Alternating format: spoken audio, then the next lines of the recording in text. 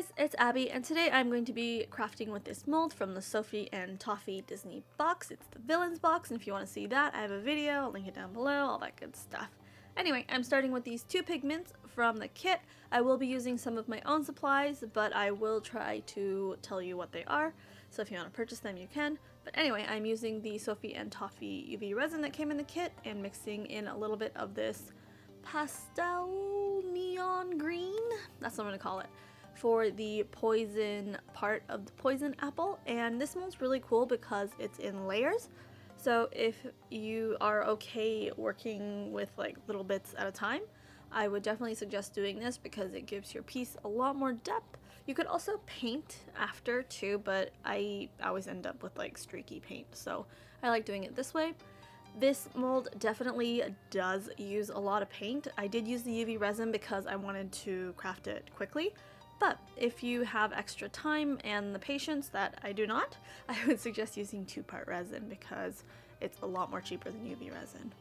Anyway, working on the next layer here, it is the red for the apple part. We're going to cure that. And then I am going to move on to the heart part. This is a Martha Stewart's candy apple glitter. How appropriate. It's the leaf glitter, but apparently these are not being produced anymore. I'm not 100% sure about that. I got these from a friend in America, but you can look it up. Maybe you can find some on eBay if they're not making them. I don't know. Anyway, the name was quite fitting, wasn't it? Candy apple. Anyway, I wanted to give this piece a little bit more texture, and you guys know me. Glitter and everything. So I'm going to cure that part, and then the next step is going to be with Pearl X Solar Gold, I believe. And I've never done this with a mold before. I think this method is pretty popular. I've seen it on Instagram a lot, where you just kind of buff the pigment into the mold and then the resin will pick that up. It was my first time, so I wasn't sure how it was going to turn out, but you're going to see in the end it turns out actually pretty good. And then I'm mixing some white here just to make the top layer. And this will be the kind of cape collar part. And of course the back to kind of make it look even.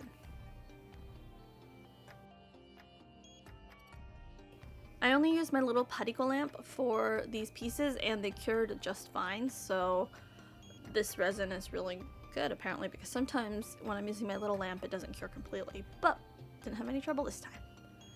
And now I'm going to move on to the second piece. Now this is where I got a little confused. Do you think this piece is Queen of Hearts or Snow White's queen? Because I could see it being both, but the apple with the dagger in it is definitely Snow White's queen. So I decided to assume it was Queen of Hearts, but I guess it could go either way.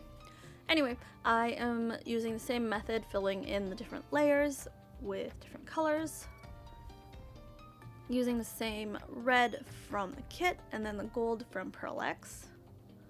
Gonna cure that, and I only did each layer for a minute, but before popping it out of the mold I made sure I cured both sides for about 2-3 minutes each.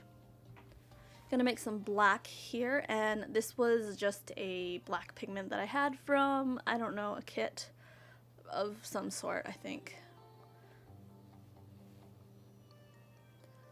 When working with UV resin, sometimes it does tend to shrink, and that is actually why I would suggest using 2-part resin, but this time it was okay. I had a few leaks here and there, but nothing a little bit of sandpaper can't fix. Anyway, I am tilting the mold a little bit because I just wanted to fill the crown with this yellow leaf glitter. This is from the Martha Stewart series as well. And I had a little bit of trouble keeping it contained, but I just used my little silicone tool and pushed it in before and while curing it.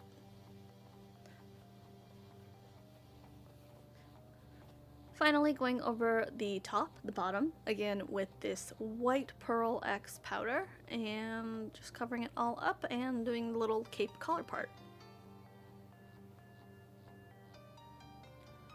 So this brings us to the end of part 1, and I hope you will tune in tomorrow for part 2 and see how they all turned out. You get a little sneak peek after here because these molds are actually matte, and I decided that I wanted my piece to be glossy, so I sprayed them with a little bit of Mr. Clear And actually Mr. Panda did this for me because he's the pro at all this stuff. I'm not really good with spray paint gloss. Anyway, this is how they turned out with the gloss, and you get a little peek of what you'll be seeing tomorrow. And I'll see you guys then. Bye!